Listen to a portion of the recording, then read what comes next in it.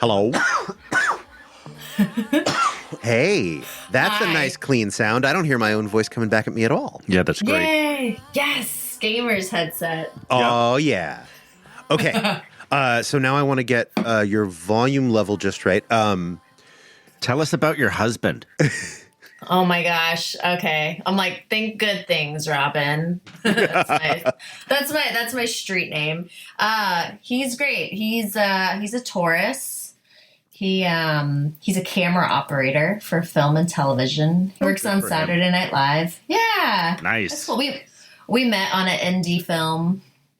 What in indie film? 2008. It's called House of the Devil. It was it's a very low budget horror film, like a homage to early 80s, like a John Carpenter, not kind of Rosemary's Baby, like, but also kind of suspenseful and You're really selling it. I love Rosemary's Baby. Oh yeah, I mean it's like super suspenseful, very authentic 80s. You used to be able to watch it on Netflix, but I think it's maybe on Amazon Prime now. Great. We have many of the things, and I know how to acquire the stuff. Yeah, check it out. It's cool. We tried to make it look like it was like 1983, so it's like early 80s. It's cool. I love that. Very Rob Zombie of you. Yeah. Love that guy. Okay. Oh my God. Like, what a perfect dude to do a remake of The Munsters, which I do not and have not ever cared about. But if somebody's going to reboot that shit, please have Rob Zombie do it. Wait a minute. Is that a thing? Yes. He's remaking The Munsters? Yes. As a show? I don't care. All right. He has such a good sense of humor. I think anything he does would just be funny, and Yeah. he's a good team. And, like, he doesn't have the skill of Quentin Tarantino, but he understands how to pastiche these very good, very niche horror scenes that only he and, like, 130 people know about. But who the fuck are you? Yeah, so my playa name's Whisper. My real name's Robin, and I live in Brooklyn. And I went to my first burn in 2010, and yeah, I work as a costumer, so I'm a set costumer for film and television, and I've been doing that for like 17 years. Oh, fun. Yeah, I'm 41. I grew up in Texas and Austin. I've lived in Colorado and Los Angeles and Portland, and now I'm in Brooklyn. And I have 2 dogs and a daughter that's 4.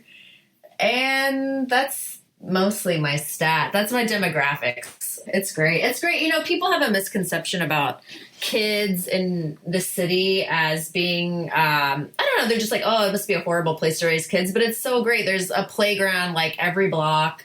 So many free activities, museums, tons of kids to play with. It's been pretty good. Yeah, as someone who grew up in the country, I can attest that shit wasn't that great. Yeah. Like having to drive 40 minutes to do any goddamn thing, even in the most perfect weather, kind of sucks. As a kid who grew up in a city and in the country and in suburbs, the city. 100% the city, 100% the time. Yeah, definitely. I remember I grew up in the suburbs of Austin, and I remember once we like walked to the gas station, which was probably like 3 miles away or whatever, just so we could walk somewhere. It's horrible. Oh, God. I got stuck walking in the suburbs out in Concord, which is in the Outer Bay area, while my car was getting serviced. And I walked to nearby park, played some disc golf, and as I was walking back, I could not get back to the car dealership without taking like a 2.5-mile detour and cutting under a fence because of the suburbs. Yeah, it's horrible. Mm-hmm. The suburbs are awful. My scariest suburbs moment was we were like 11. We used to sneak out of the house all the time. So it's like probably midnight, 1 a.m. And we're walking through our neighborhood barefoot always. And this like truck full of this truck with like a ton of guys was in it. And they were like filled the back of the truck bed. They drove past us and we watched them, and they pulled into a driveway and turned back and came back to the direction we were. And we were like by this open field, but there were 2 houses And they were like catcalling us. And they were like driving around the corner where these two houses were, like trying to find where we had gone. And like we ended up like running into the woods and hiding from them. And like took us 2 hours to like circumnavigate the way home. And like just every time we would hear a loud truck sound, we would hide behind like air conditioners or like whatever was on the sides of houses. That's some real like Austin, Texas shit. Yeah, that's that's pretty harrowing. That's still very country shit. That is some serious fuck the suburbs shit. Yeah, it's so scary, And when you live in the South, like people keep all the windows are closed, blinds are closed, no one goes outside. So when things are going down, like you don't even know if someone's going to help you, or care. But anyhow. But yeah, we didn't invite you to call across the country to talk about urban dystopia. Or did you? In a way.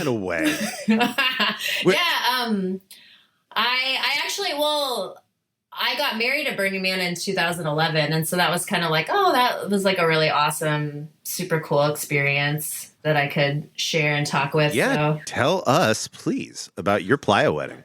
Yeah, so my boyfriend and I at the time, he's my husband now, but we met on that horror film, House of the Devil, and then we kept in touch, and then we started dating in 2010, and it was also my 30th birthday that year, and so he bought me tickets to Burning Man, which I don't know if he listens to this, but the way I found out about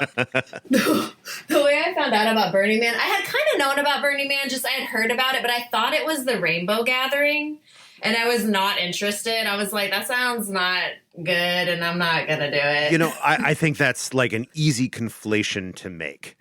Yeah.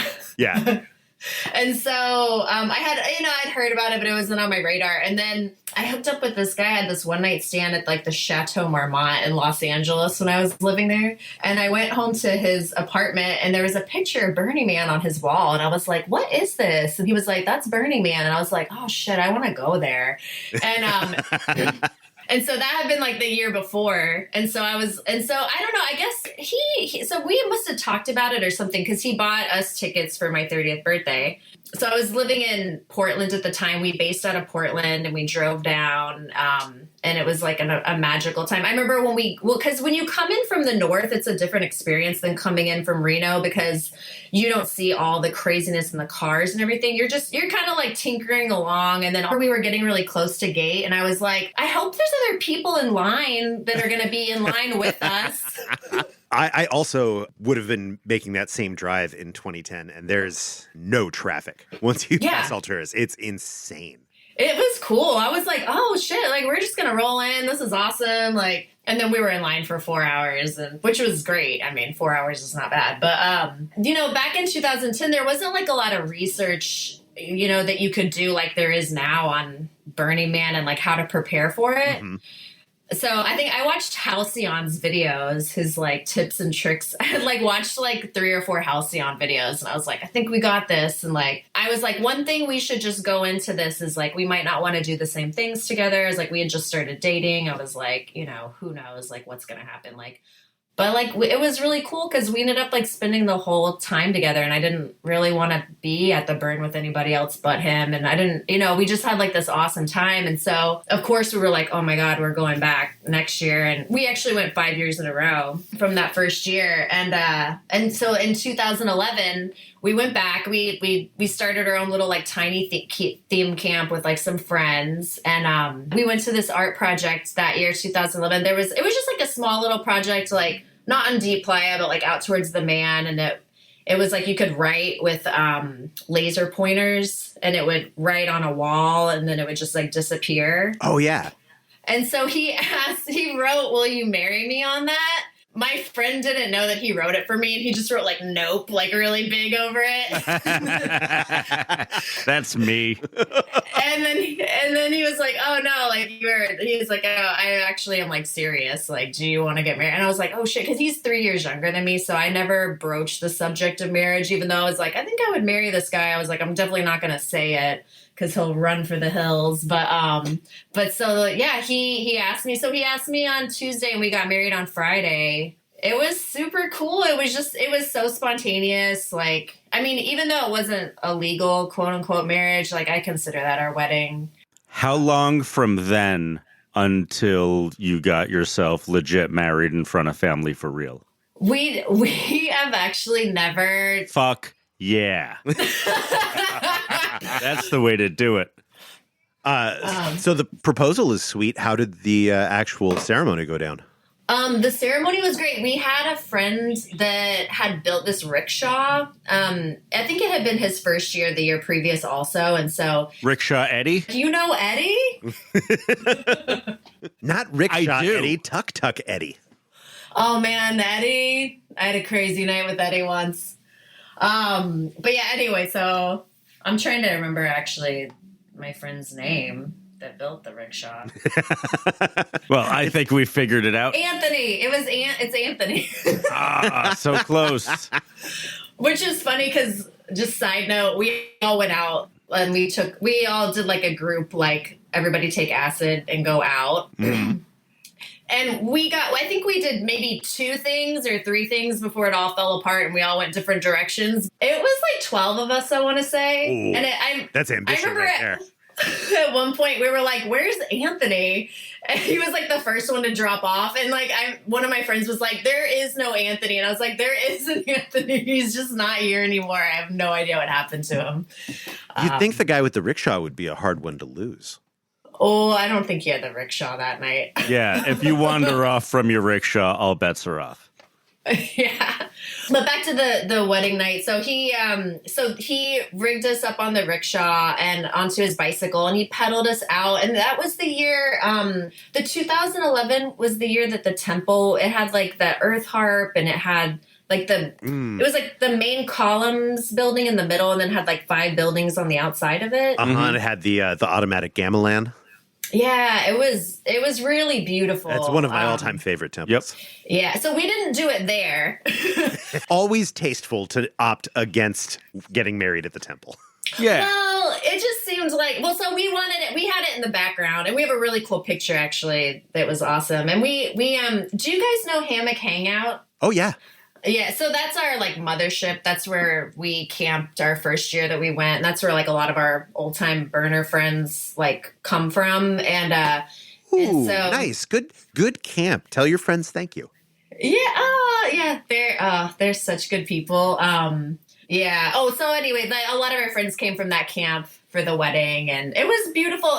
So Hammock Hangout's a karaoke camp and I don't know how it got started, but in 2010 we started singing Black Hole Sun, like lyrics to everything or just playing Black Hole Sun. It just became like a thing. And so like everybody did a Black Hole Sun, like a cappella. Oh, that's so fucking cool. And honestly, I wouldn't remember any of this, but my friend Dalmar and her husband Alex, they're cinematographers, and she shot the whole thing. So we have this really cool video of our wedding, and they shot it with iPhones with the 8mm app. And so it looks like 8mm film, like wedding video. It's the coolest thing ever. That's pretty great. I mean, if you're going to have a playa wedding, having a video of it is it's precious. It's key. it's necessary for remembering like what happened. Oh, and then it was so sweet because at the end, so it was really awesome. Our friend Greg, his name's Fever on Playa. He officiated it for us, and then at the end they were like, "Oh, I think there's some bracelets," and they handcuffed us together. Nice. We got to go out for the night, and it was super awesome. I mean, people are always. They don't really understand it unless you've been to Burning Man or are a cool person in general. They don't like. I think my mom just still thinks that we're not like really married. Yeah. That's what moms are for. Mm-hmm. And to be fair, there are a lot of Burning Man weddings that are not really a marriage. Yeah. Yeah, I didn't realize that until having gone to Burning Man for several years. And I was like, oh, you guys are like playa dating. Oh, right. Well, and then we camped. I don't know if you guys have ever heard of Pollination. They're a really tiny camp, but they're this really awesome couple, Dan and Tess. They're artists. And we used to do weddings at their camp. we would over like on the 9 o'clock circle. I want to say like maybe 2012 through like 2014 or something like that. They did weddings. So you would come to camp, and it was really interesting because people at first would be like kind of like it was a joke, you know. They were like, "Oh yeah, like we're gonna get married or whatever." So we had a dome. We took them into the dome, and then Tess had made Mad Libs like for the vows. Oh, nice.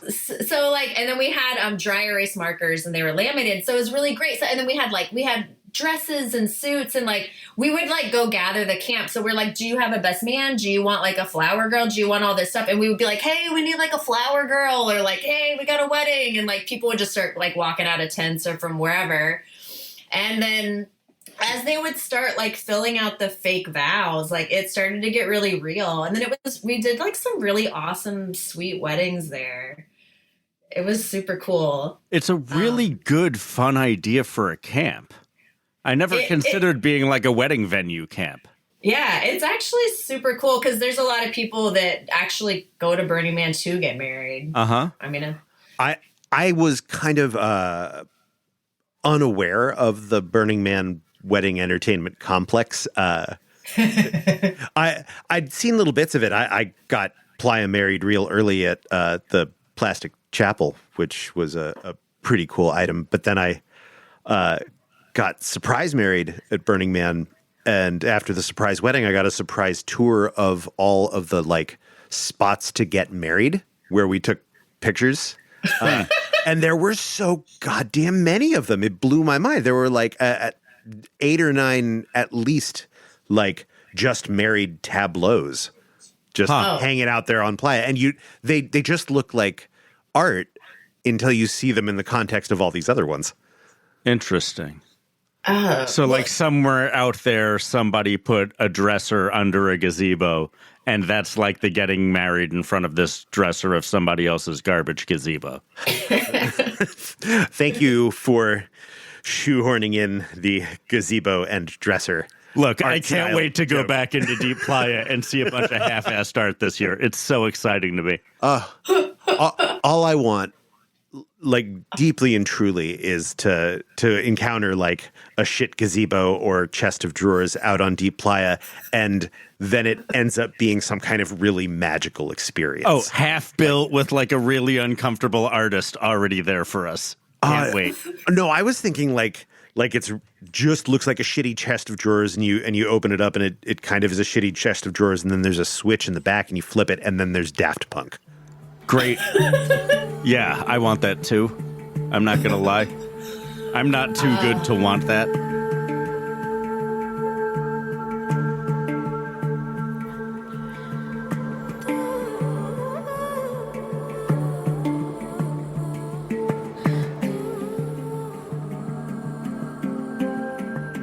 So Whispers, how did you get your name Whispers? I went to a naming camp. Wow. What is a naming camp like? Holy shit.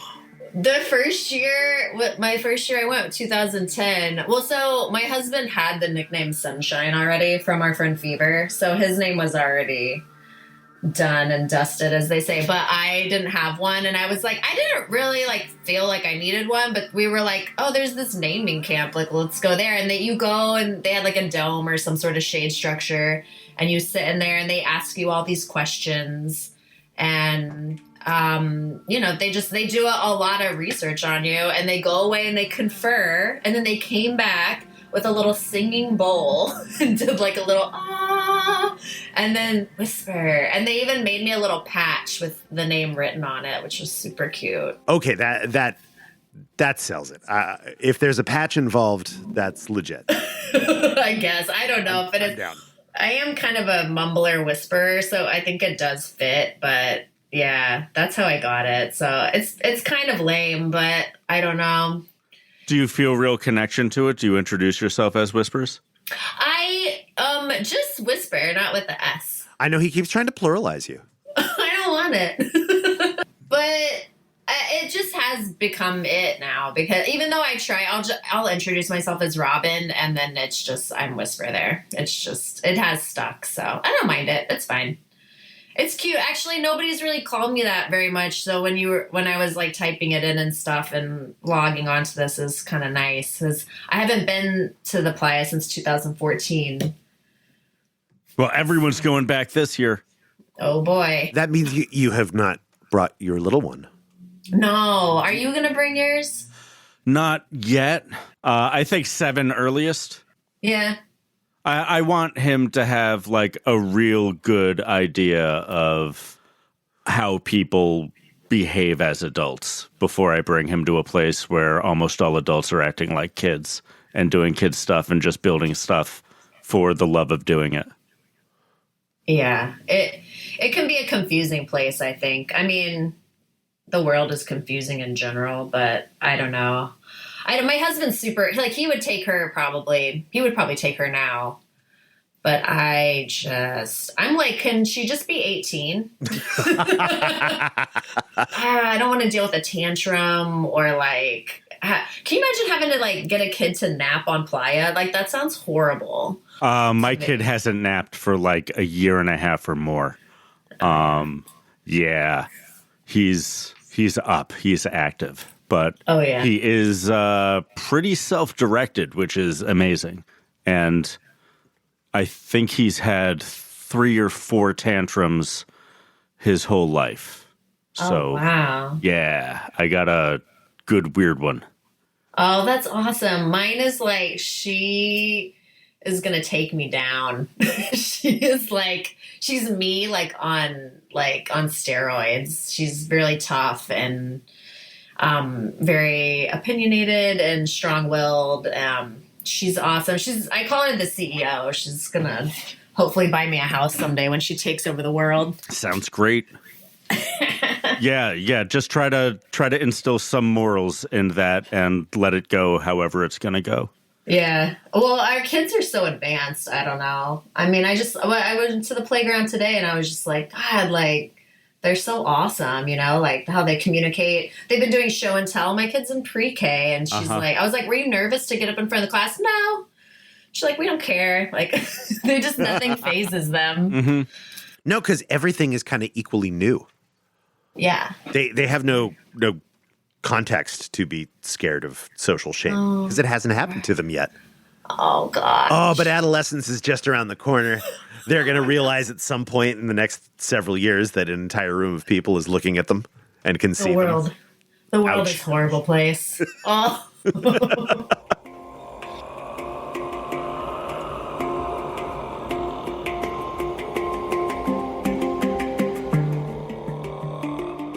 I was on set on a TV show a few years ago, and there was this guy on set. He seemed cool or whatever, and then we started talking one day, and then he was like, oh, we started talking about Burning Man, and we just like started hugging, and I was like, oh man, and my set partner was like, wow, you guys got really close, and I was like, no, it's like, I don't know, it's like a shared experience and you just understand something about somebody when you've been through it. Yeah. You find yourself in community with people. Mm-hmm. It's so beautiful. And I always tell people, I'm like, like the friends you meet at Burning Man those are like the people that'll pick you up at the airport. Mm-hmm. Absolutely. Which sounds like so simple, but it's a big deal in today's modern world. Yeah, you can't park at the airport conveniently anymore. You used to just be able to idle. Oh, God. Yeah, you can't do that. You can't do that. You know what it kind of is, and I hadn't really thought about it before? We're kind of a diaspora. Uh-huh. Or diaspora. I've heard it pronounced both ways. I know, and they're both uncomfortable in my mouth now. Mm-hmm. We're diffuse because we can only ever really come together at different nodes. There's main node, and then there's all the regional nodes. Oh, please stop saying node. There's the big polyp, then there's all the additional polyps. Gross. I only have 2 metaphors. So, Whisper, when you rolled in 2010, what was the first thing that really blew you out of the water? Okay, so it was 2 in the morning when we got in. It was very cold. We found this information booth, and I'm pretty sure it was just like some fucking camp, like being assholes. But we didn't know anything. So we were like, oh, it's information. So we were like, so we didn't know it. But that year, Hammock Hangout had been like over, like some other people were running it that year, and they decided to call it Space Cats. So we were like, hey, we're looking for space cats. And like, they're just like, oh yeah. They were like, everybody's looking for fucking space cats tonight and whatever. And we were just like, we're like, okay. And cool. And we were just like, I don't know. And so is this a joke or like, where are we? Like, this is so crazy. You know, you hear the din of the city kind of, and it's cold and it's so alien. You're just like, I don't know. There's so many things about it. And then everybody was like, oh, there's a huge, like a giant parachute. You know, that's how you'll know the camp. And they, of course, they hadn't put it up yet. So like we found the camp, and we found Paul, who runs Hammock Hangout, who's awesome, and he was like, yeah, just set up wherever. So we set up our tent. It's probably like 4 a.m. by now, and I'm like, okay, like we just drove in from Portland. I'm pretty tired, and all the prep you've been doing, and like we just haven't been sleeping. So anyway, we go to sleep, and like an hour later we get woken up. We were like right behind this hexa yurt, and it was like these fucking annoying ass people singing show tunes and being so fucking loud, and I was just like, no, like. And I was like, I fucking hate these people. Like right now, I was like, but like kind of secretly like wanted to be in the middle of it because they did sound fun. But and then like they ended up like they're still like some of our best friends to this day. Like we ended up obviously meeting them and hanging out, and now they're like, I love them so much. But I remember that din of the city, and just like you're laying there and you haven't been in it yet, and you're just hearing like all these crazy noises and like the of like the fire that goes off, and like you don't even know what any of that is. You're just like, what the fuck? It's dark, and then the best was so I come out. I'm a morning person, so it's like morning. I come out of the tent, and the first thing I see is this woman. God bless their soul. She's just like butt naked, and she just has like a cup or some kind of larger cup kind of apparatus, and was just washing her crotch just like in the middle of the road. And I was like, all right. I was like, I think I'm gonna like this place. I don't know, but welcome to a city without walls. People seem pretty free here. It seems pretty cool. And then I think so that next day was Wednesday. So my husband and I, when we met, we met, and then when we started dating, we went to a concert with like a bunch of people. He had invited me to. I was visiting New York from LA, and he was like, does anybody want to do acid tonight? We were going to a concert, and I was like, no, absolutely not. Like I was a rave kid in the 90s, so I was like, I stopped doing acid in the 90s. I'm not doing it anymore. And then I was like, well, maybe. I was pretty good at it. I was like, it is fun. So we took this really awesome acid that like our first like date night, and we still had some of it left over. So our first like full night in the city, me, my husband Nate, and Greg, we all like we split a 10 strip between us, which is like 3 1/3 hits. Nice. And that was the best night I've ever had, like on the books. Like it was incredible to like just go into the city like that with that open, and like, do you remember that was the year that Jellyfish did the Ein Hammer? Do you remember that? He was dressed up like this mad scientist, and he puts on the German accent, and he had these women dressed in Bavarian costumes, and the idea was you had these 3 rubber mallets. And you had 3 people, and you had to all hit the targets at the same time. And if you did, this fire would shoot up this huge, like, oil derrick looking thing. And then there was a giant hammer on the top that would spin around and shoot flames. Yeah, somehow we missed that. Oh shit! It was so awesome. Yeah, that sounds incredible.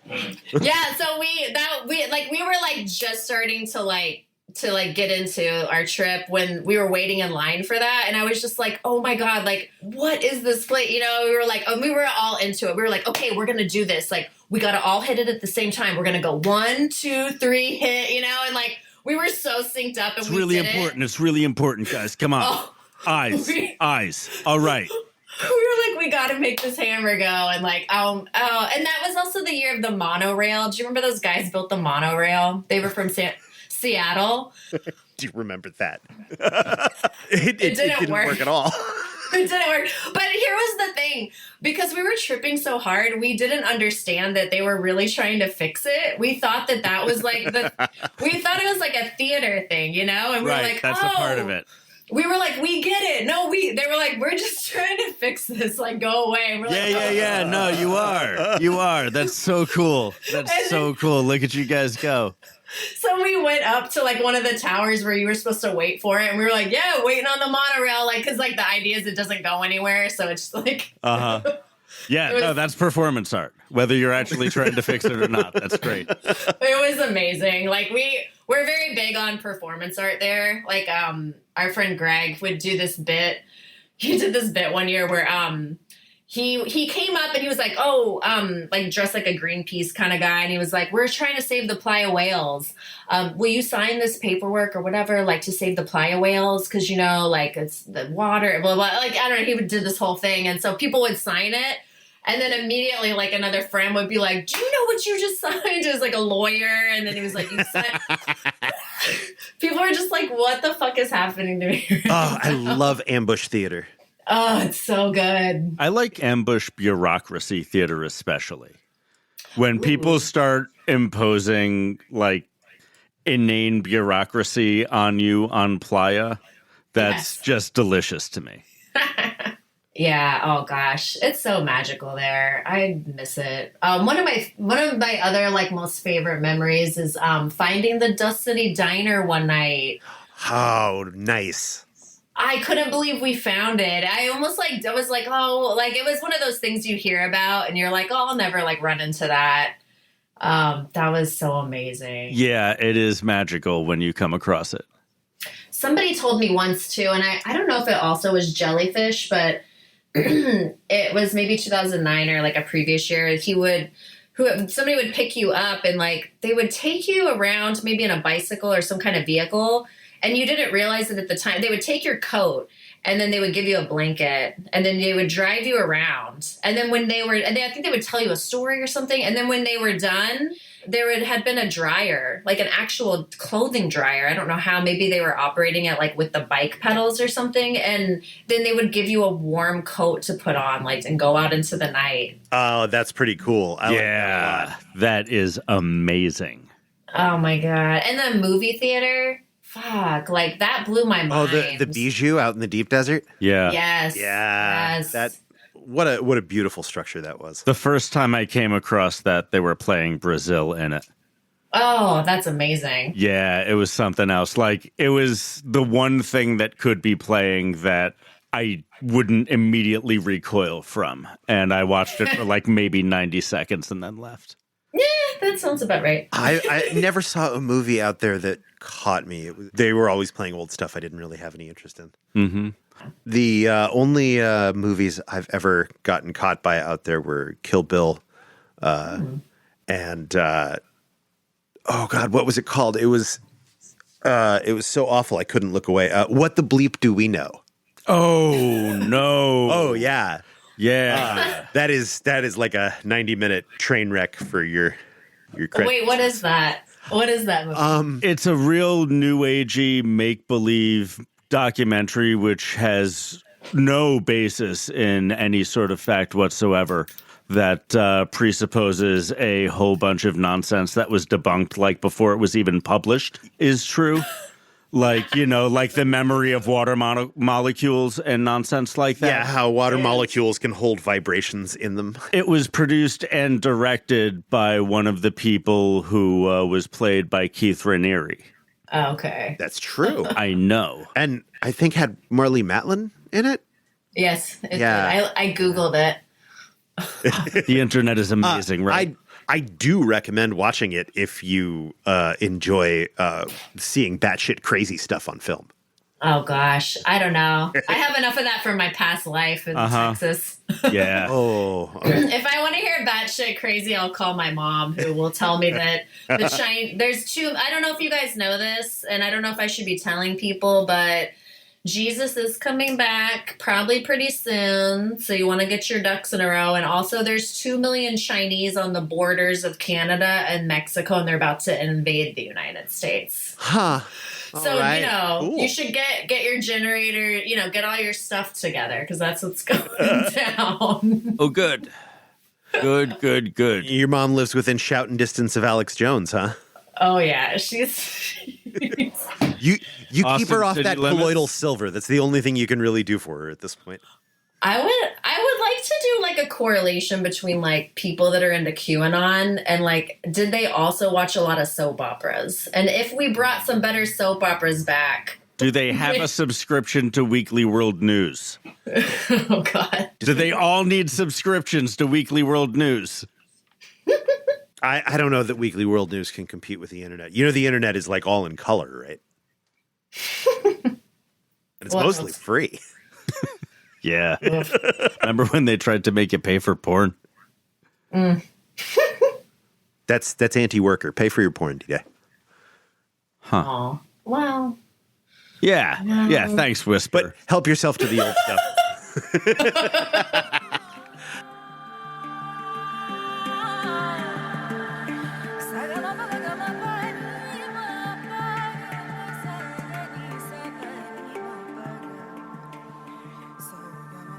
So have you done art for Burning Man? Have you produced things? I have not. I don't know if I'm an artist. I think I'm a technician or like a helper of artists. Mm-hmm. It's kind of like been my role in life in general. And my husband too, like, we're the people that help make the vision happen. And Sure. so we usually look for an artist to go with. So, Hammock Hangout was like our entry point, and that was really awesome. But that's pretty like set up, and there's definitely things to do to help. But then like as we moved on, we just found other artists, like our friends Dan and Tess. Like he's a welder and builder, and she's a painter, and so they make these amazing sculptures and all different kinds of like, they're the ones that did the weddings and Right. And so like we went with them for a few years, and then we had our theme camp, Awesome Town, but we never really did like a lot of outreach or stuff with it. And then our friends, we have a lot of friends in San Francisco and Los Angeles that kind of took it over, and they made it into something super special. And they go to Bequinox, which is the regional burn in Los Angeles, which is actually out in the desert. But they have a big presence out there. They do like they build a kitchen with a real working refrigerator and bring milk and have cereal. And it's like a linoleum kitchen floor with a little table, and they have a whole cereal parade, and they dress up like cereal characters, and they've done like this whole cool thing with it, which is super cool. And that's Awesome Town. That's Awesome Town. That is pretty cool. Yeah, it's super fun. It's just like a bunch of old friends and new friends now, but yeah, it's been really cool. It's been cool to see like them like run with it, and like when we formed it in 2011, it was just like 10 of us that were like, let's just do a theme camp, and then we just kind of built on it from there. But yeah, super cool. I don't know, did you ever go to Serial Thrillers? They were like usually in the 3 o'clock plaza. I think once. Yeah. Is that a breakfast cereal camp? It was like a little one. It was like they had a tiny frontage, and it was just a little bar, and it had they had all this cereal, and they had like really cool kinds, and they had different kinds of milk and stuff, and so that really like fun 2013 night. or 2014. This would have been 2010 was the year I remember it. Sure, then. I was there then. Why not? Yeah. That was one of the years that I made sure that like I visited as much of Playa as I could. Oh, 2013, 2014? No, 2010. That was really? that was my first year of working for the cafe. and I was out at Burning Man for longer than I ever had been before. And I made sure that like I rode up and down every street in the city over the course of the city being open. That's awesome. I tried to volunteer with Cafe.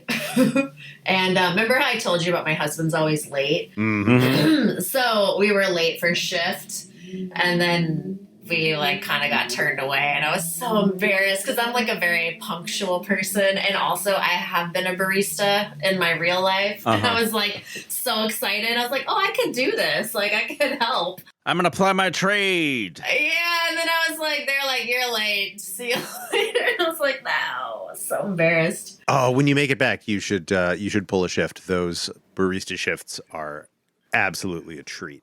It seems like a lot of fun. We usually do ice. That's what our friend volunteered with, and so he was like, you should volunteer like when you go. It's like, you know, he's a good shepherd of the principles, you know. Mm-hmm. And he was really great at like giving us enough, but letting us do it on our own. I think we did a pretty good job. We really did try to like be self-reliant and like bring the tools we need, and like, I don't know. It's pretty cool. If you're steady volunteering, you're doing something right, and ice is a great shift. Oh, ice is awesome. Plus, ice is so fun. I mean, you just get wasted. Like, we always bring like a huge bottle of Makers, and you're just having so much fun. And then, you know, like you can also like kind of maybe like walk in through the back and grab a bag of ice if you need one, or, you know, it's like, it's a really nice like place to like call home. Mm-hmm. And you can get in the truck when it's hot. Oh yeah. I never did one of those shifts. I was always scared. I'd like pallet drive my foot probably or something. It's not easy to hurt yourself with a pallet jack. I don't know. I can do it. I promise. Yeah. And Arctica has the best party. They have their fun little opening party. I would completely agree with that. That is a riot of a party. They do have a good party. Oh man. I don't know if he still goes, but Mancat. Do you know him from Arctica? Mancat. That sounds real familiar. Yeah, he's very large man, and he has like bearded. Maybe I don't think he had one, but you're not talking about Jaguar, are you? Yes, him. Yes. Jaguar. I also heard his name was Mancat. Is that not true? That I don't know him real well. He might also be called that. He's very cool. He is very cool. And you know how I know? Because he gave me, I use this line all the time. I love it so much. I was like, we were at the Arctica party, and he had been we were volunteering with the 9 o'clock ice. And that year, and he had been out there like helping with some stuff, and so I'd seen him, and I was like, "Whoa, that dude's like cool." And so I told him that we were like talking, and he was like, "Takes one to know one." Ooh, nice. But like, what a cool like '80s like Top Gun style like ref, you know, like yeah, a little bit homoerotic, but like most people don't recognize it as such. Yeah, it's so good. I use it like if I'm like I was just on this job, and there was this really cute PA. She's like 19, you know, and she was like, "You're so cool," you know, or whatever. And I was like, "Takes one to know one," you know. It's like such a good line. Then you got to look over the top of your glasses as you're walking away. Try not to trip on anything. Yeah, and then you got to push them back up on the bridge of your nose. you guys are too hip for me. I feel so square. Really? No.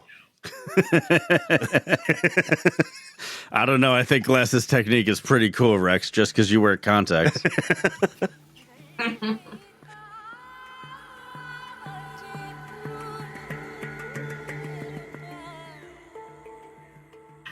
This is actually a secret listener question and answer. So, D-Day. Yeah? When did you first fall in love? I think I fell in love with Becky Deacon in kindergarten. But like I also fell in love with a girl named Katie in kindergarten, and it would turn out that would be a pattern that I would repeat through my life. Oh, the Katies? Just falling in love with multiple people at once. Oh, interesting. Rex, do you have a fall in love first time memory? Boy, that really depends on what you mean. Yeah, good. Yeah, that's a good qualifier. Well, like, how about like your first crush, like a quote unquote? I had a girlfriend in 3rd grade, Jessica. Yeah, so that would be like That was my first kiss. Oh, that's sweet. That's your first kiss. That's pretty early. I think I was actually in 4th grade when that happened. Yeah. Did your mom know about this? I suspect so. Really? Yeah. You guys are pretty open about that stuff? I don't know. I was in 4th grade. I wasn't very good at hiding things, I think. And Oh, you probably told her. Oh, you think you told her? probably. Oh, that's cute. And I think I was visiting her from out of town at that point. So yeah, it would have been topic of conversation. Uh-huh. Oh, that's cool. My first real kiss was a girl named Nicole White who picked me up at the arcade in the mall. Ooh, Nicole White. So she was 16? Or she picked you up, not in the car, she picked you up, No, she picked, I was playing video games and she came over and played a round of a thing with me and was then like, hey, you win, I suck, come make out with me. And I was like, okay, that's hot. This is a thing that happens at the mall? Holy shit, now I know why everyone wants to go to the mall.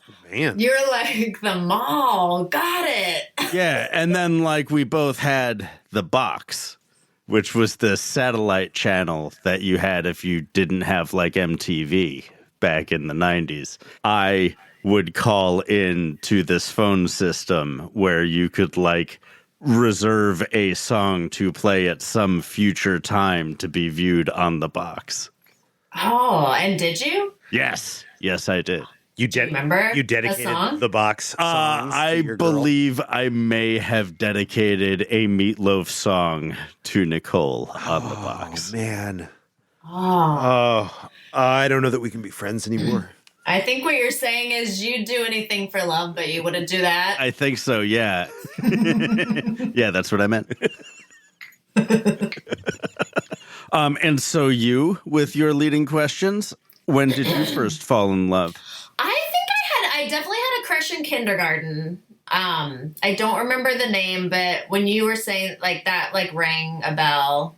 I remember having crushes around that age. I think it was a boy that was maybe in an older grade, 5th or something like that. Mm-hmm. But my first kiss was Nick Toldy, and I was 12. I was in 7th grade. He was in 8th grade, and I remember that, yeah, he, we had the same lunch period, but he never sat with me. He sat with these, other girls from 8th grade. And, he would.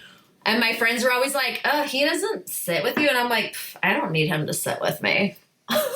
I'm like, he's my boyfriend. He can sit with whoever he wants. He's, going home with me later. Very mature. Nice, good confidence. Yeah. I mean, that was what I projected. I don't know if I really felt that way. You got to fake it till you make it. Yeah, he was cool. He was Danish. He had he had come from somewhere, but he spoke Dutch. And I remember I was asking him how to say things in Dutch and trying to be cute. First loves. A Dutchman from Holland. Yeah, they're great. When you go to Amsterdam, everybody speaks English. They're so nice. It's clean. I remember they have this trolley. It's an above ground, cute little trolley train system. And I remember we were waiting at the station. I was like, wait, there's no ticket booth or place to buy a ticket. And I was like, we can't just get on. And of course, so the train pulls up, the door opens. There's the cutest little booth inside the car. And there's a woman in there just selling the tickets on the train. It's the best place on earth. Why can't we be more like Europe? It's not worth getting into. It's I don't think that's an entire show in and of itself. I meant at Burning Man. Why can't we have a Straßenbahn at Burning Man? What's a Straßenbahn? A Straßenbahn, an S-Bahn. It's the streetcars in Germany. Oh. The S-Bahns are on the street and the U-Bahns are under the street. Oh, right. Okay. Well, the U-Bahns speak for themselves, and the other one's dust. Well, they did have the monorail that year. That's right. That's why we can't have nice things. Yeah, we tried, failed, done. They don't work. Maybe that should be your art project. S-Bon. It could just go from point A to point B. Whatever those points may be is how big the project would be. Oh, God, if I were going to do that, what I would have to do is make a Mr. Rogers trolley that circled the moon. Ding, ding, ding. I promise to help you produce whatever our listenership funds us to produce. And it's entirely up to the listenership if you make a dinky thing or if we like have to get a lot of artists and fabricators on board to make a gigantic thing. But whatever it is, I promise I will produce one of Rex. Incredibly large, complicated ideas. I like it. Yeah. Wow, he committed so hard he used my square name. Oh, Rex. Rex. You can edit it out. Okay, so this is a good question. If you could connect 2 points in Burning Man, what 2 points would you connect? Ooh. Oh. Like, you know what I'm thinking in my mind is like, I don't know if you've been to New York, but there's Roosevelt Island. Has this little trolley that goes like into Manhattan. You can actually take a look. It's like a gondola. Like if you could make a gondola that would like connect 2 points. Oh. I would probably connect like, what's the furthest street out we're at right now? Like H or N or some shit like that? I don't know. Like 3 L, o'clock in L? N. Fine. 3 o'clock and L to 9 o'clock in L. I was going to say the keyholes. That would be incredible if there were a gondola that went like up and over the man. Yeah, I want to be able to Keyhole. wrap around somehow. Dude, could somebody do that? Can we fund that? I mean, if we can fund that, we should probably fund that for like St. Louis. Yeah, I mean, hey, do you ever get out on Playa and you have a moment like that where you're like, we should be like not spending the money on this and we should be doing good things in the world and helping people? Do you get like that? I get like that sometimes. Yes, but I think that making art in, especially like the way that we have been out of society for the past 20 some odd years is very valuable. I think that fostering art and community pays dividends like many times over for the people that go. And we have pretty potent knock-on effects. The work that Burners Without Borders does is significant. The art that the org places in communities is significant. But fully 30% of us should be being activists instead. My problem is my politics are so radical. I'm like, could we smash capitalism and destroy the hierarchies that keep the masses oppressed as we ruin our ecosystem for the wealth of those who are going to die along with us?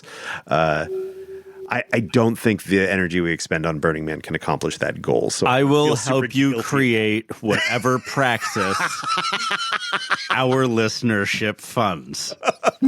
And I pledge that on the podcast right now, and I am serious. So like if we're gonna do like a general strike, then let's start paying into a fund.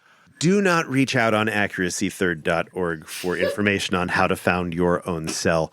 That's what the Discord is for. Someone should manage our Discord. Somebody should make us a Discord. Now that we've said that, that'll be the NSA. I mean, it was always going to be the NSA, but now it's definitely going to be the NSA. It's been... Hi, NSA.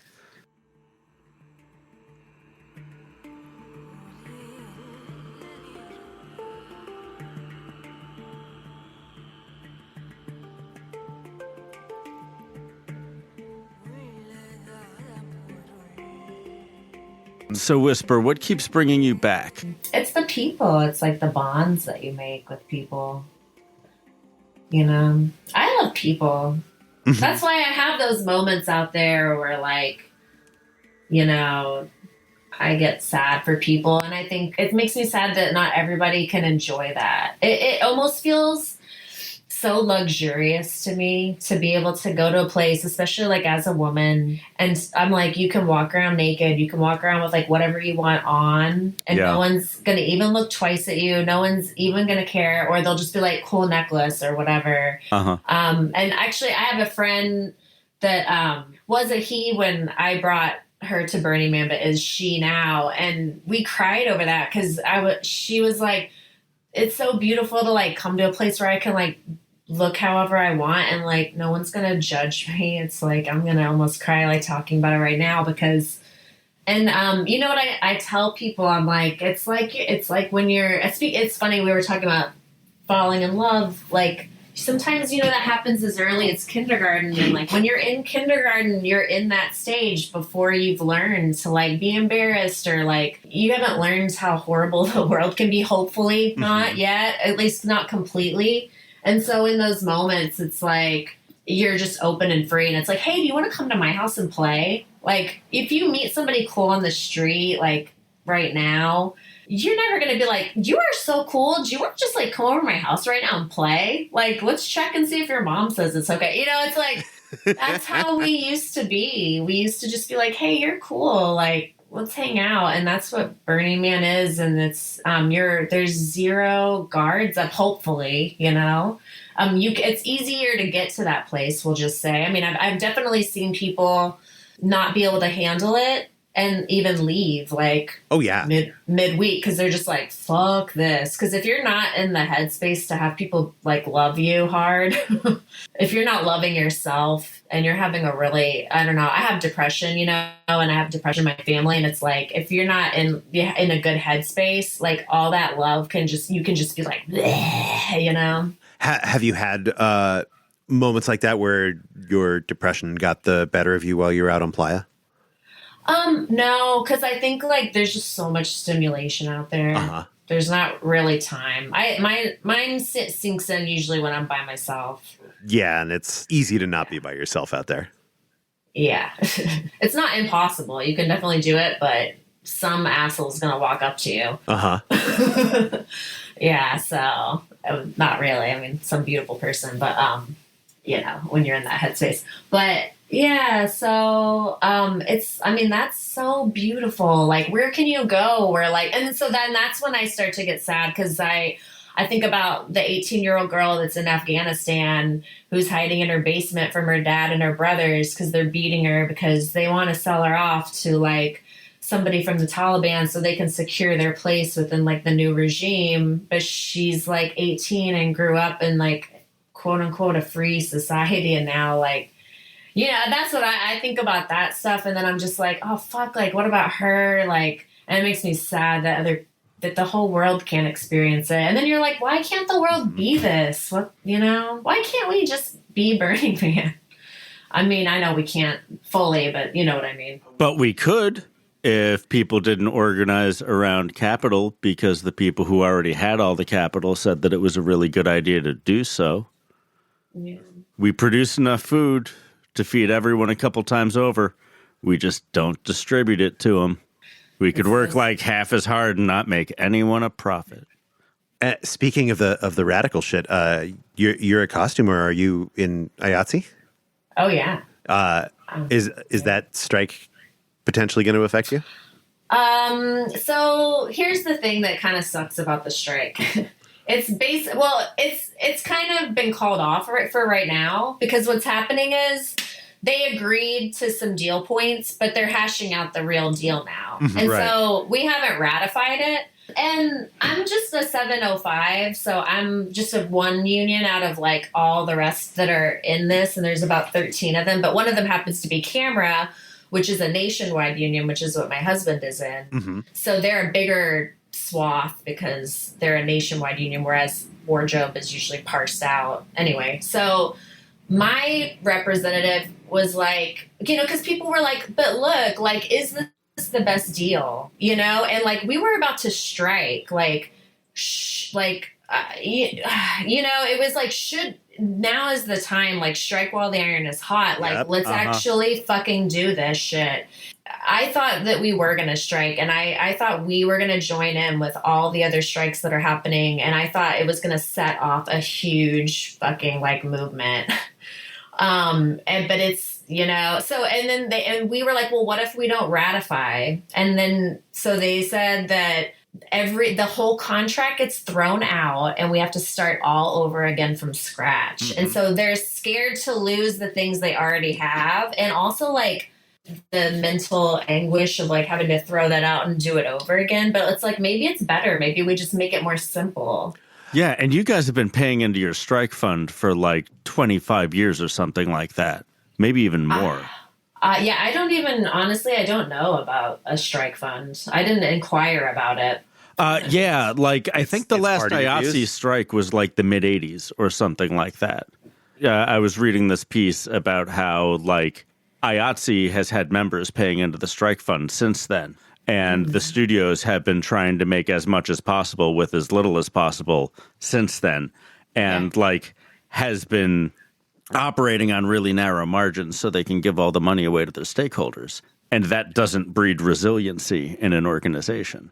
Yeah, or camaraderie, or we have a camaraderie, but not between us.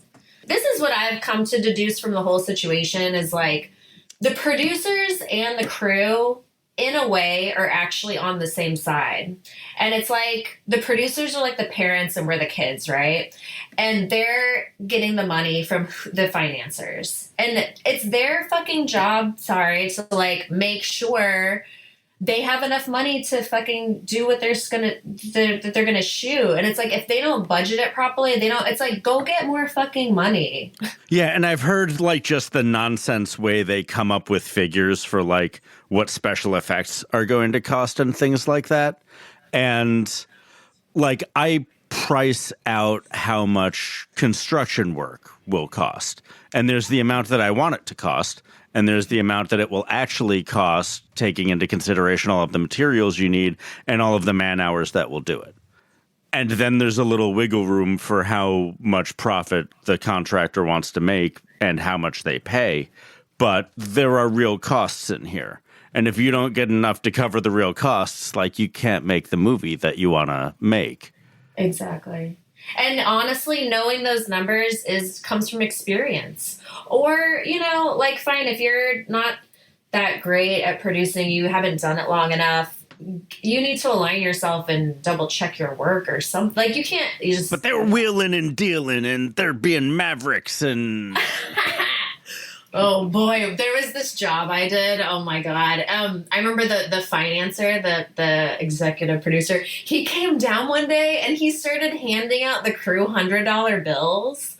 I was like, what? We were making $100 a day. So I was like, what is this? Like, he's just handing us $100 bills. That's weird. People are weird. I mean, the movie, here's the thing, anybody can finance a movie. I mean, I've done movies like where the financiers are like a hodgepodge of like, oh, I'm a broker for real estate. I own a pot shop in LA. I'm like, who knows what? Like, I own a garbage company. Oh, I bet people are doing great business in the garbage industry. Like that is just not going away.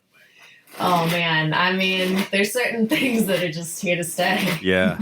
Yeah, movies are such an interesting and kind of unique phenomenon. Like I can't think of anything that's quite comparable where you've got a one-off creative endeavor that's financed by like a distributed collection of capital, but produced by a ongoing capitalist venture. I don't know if I followed what you said because you guys are pretty smart. I won't lie. I was thinking about the noises you were making in the background, so I also didn't track what he said. Were you shuffling cards earlier? Does kind of sound Me? like shuffling cards, yeah. I'm not doing anything. I'm just sitting here. Wild. Well, that's just the internet making noise then. We can sell that as an NFT on eBay. That's a ghost. I'll cut that out. We'll try to sell that as a ghost. Perfect. Ghostly podcast. That could be your side gig. That'll probably be more successful than our already side gig. Yeah, my side gig is making art that no one pays me for. That's also our main gig. Yeah, I'm talking about the art that I pay for materials for that no one pays me for. What medium is it? I do a lot of assemblage art. Assemblage. Yeah, I build a lot of sculptures out of things that are already things. His primary medium is epoxy. Epoxy, fish hooks, cable, wood, nails, stuff. This sounds perfect for a gondola. I'm not going to say that I couldn't decorate a gondola. It might not be structurally sound, but it would be sharp. It would also be structurally sound. Give me credit. So, what other things about Burning Man? Oh, okay. Do you have more questions for us? I really like handing over the interview to you. I'm tired. I got up really early this morning. I know. I feel you. Yeah. I'm whining to someone who it's 3 hours later for, though, so I take that back. It's okay though. I quit my job, so Congratulations. Good for you. I did a self strike. I was working on this job. It was so disheartening. It was about climate change, and it was this great director, and it was like Nancy Steiner's the costume designer, who's amazing, and she's won like Oscars, and you know, it was like everything was set up for success. It was like it was going to be this great show, right? And then get to set, and it's like it's horrible. Like the AD's like screaming at people, like cursing on the walkie. It's just like really disorganized. Nobody cares. It's like the sustainability is a joke. There's like no recycling on set. Like, you know, just like really sad. And so I was like, you know what? I was like, these producers are horrible people. I was like, I'm just quitting. So I'm not working. Good for you. Well, until the money runs out. Yeah, but if you've got a little bit of money tucked away, I really think it's worth your respect to burn that money. You know, people always said, like, don't burn your bridges. You never know. It's a small industry, blah, blah, blah. I say fucking blow them up. Like TNT. Like, there's certain people you don't ever want to work with ever again. It's like, good riddance. Well, I've also done a lot of hiring. And, like, we ask for 3 references, but at the point that, like, we decide that we want you, we're primed to hear all of your good references, no matter how shallow they are. And as somebody who's like 40 and has been working in nonprofits in San Francisco for the past 20 years, like, I can burn a fucking reference. Yeah. I'm only there for a year. Like, I'll put it on my resume, but, like, I don't have to give somebody anyone from this organization. And if you do, you can always give one of your colleagues as a professional reference. It doesn't have to be from your boss. Right. Yeah. No, it's like you don't need it. That's the thing. It's like, don't be afraid to say no to somebody and tell them off, you know? Yeah, fuck bosses. You know? Wait, okay, so what were your first jobs? Paid jobs. Or what you would consider your first job? First job that I got a check from an organization was as a assistant swim instructor. Oh, assistant swim instructor. I was helping like toddlers learn to be comfortable in the water. That's really nice. Yeah. How old were you? 12 or 13, something like that. Oh, that's young. Yeah, young enough that I got a weird stipend from the county. Yeah. Interesting. I mean, my first paycheck was from McDonald's at like 16 or 17, but Yeah. I worked on farms and stuff like that from like 11 on. Yeah. And like you never got a paycheck, you got money at the end of the day or something. Yeah. Yeah, my first paycheck with cash taken out was Sizzler. Oh, Sizzler. I washed dishes. Oh, nice. Oh, it was the worst. Oh, yeah, that's a... There are few places in this world as hot as a professional dish pit. Yeah. Oof. And it's a real humid heat. Yeah, it is very much like working hard in a sauna. And I like a sauna, but I don't want to like, work in a sauna. I want to like hang out and suffer and enjoy my suffering in a sauna. Yeah, around like 7:30 and D, right? That's the one.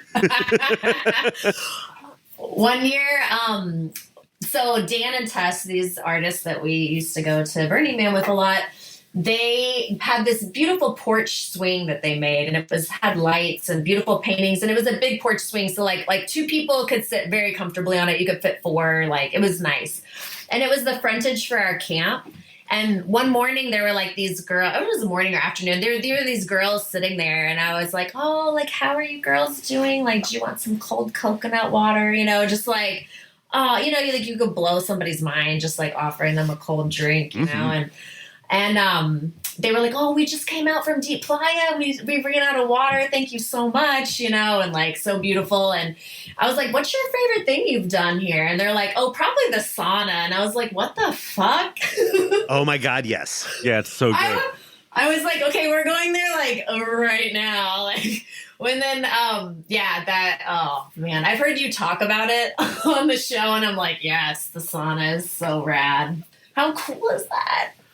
I was so skeptical the first time, and have been so addicted ever since. It's just Well, you hear about a lot of like really cold temperature sauna and hot tub culture, and that makes sense even if it involves being outside in a warm pit of water.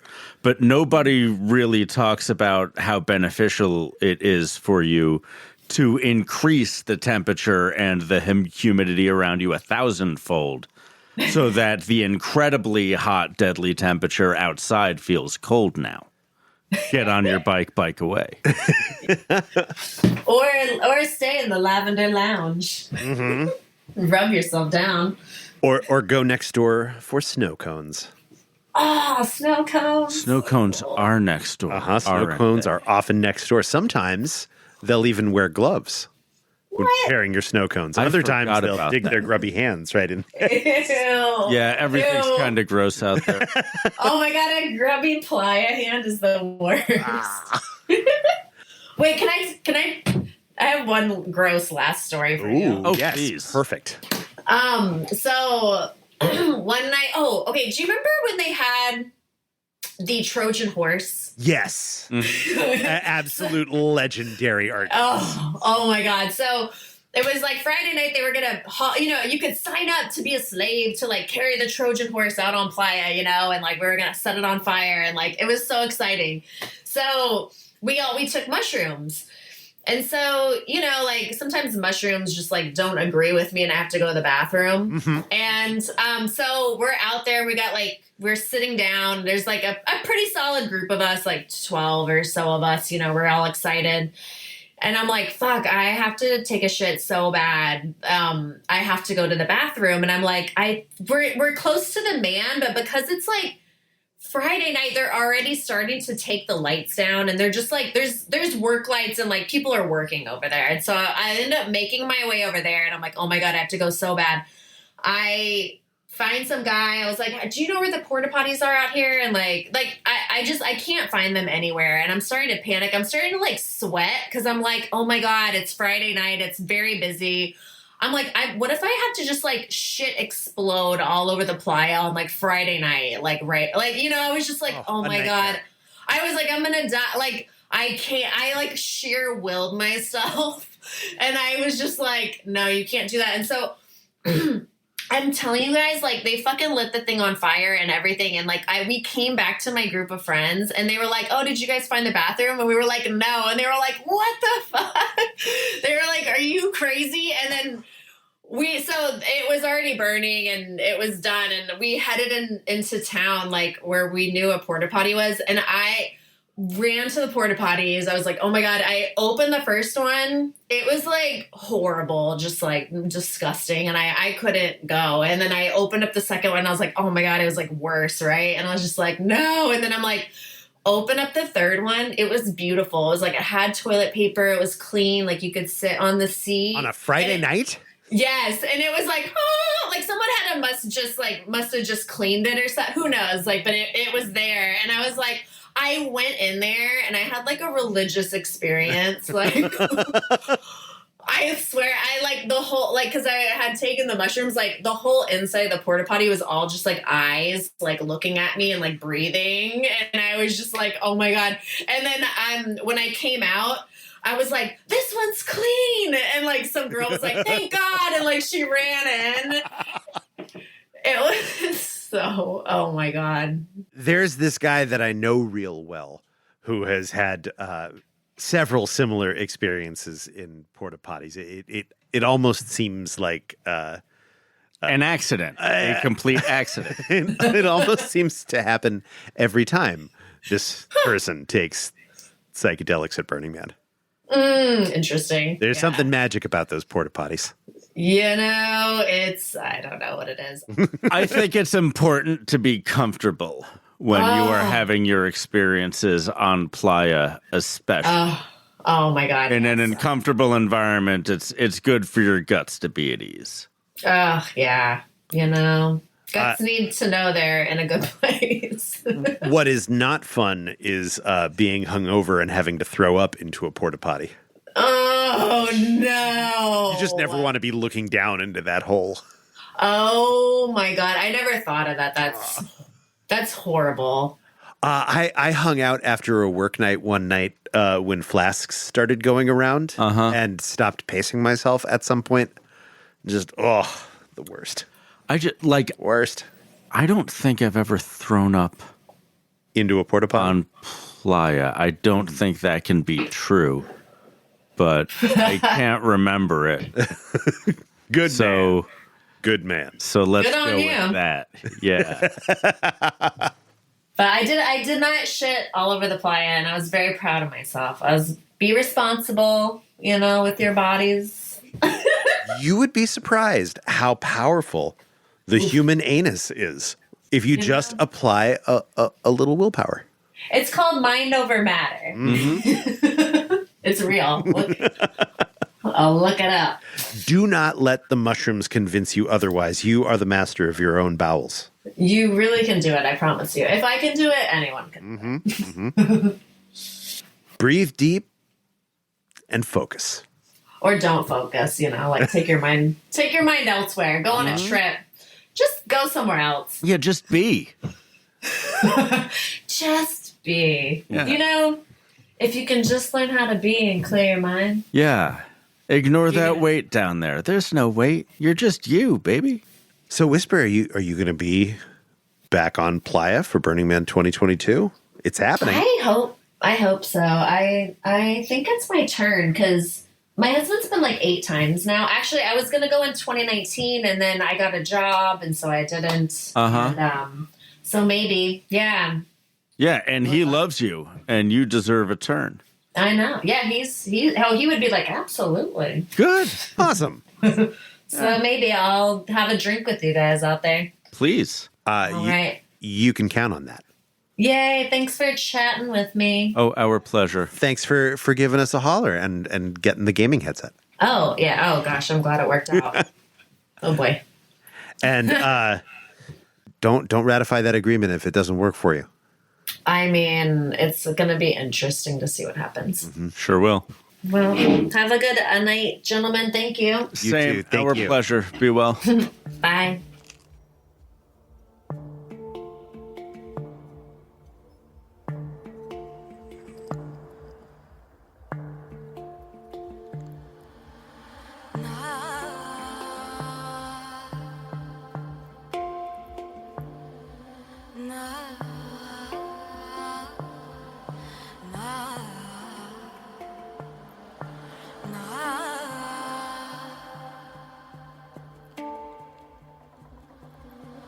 No.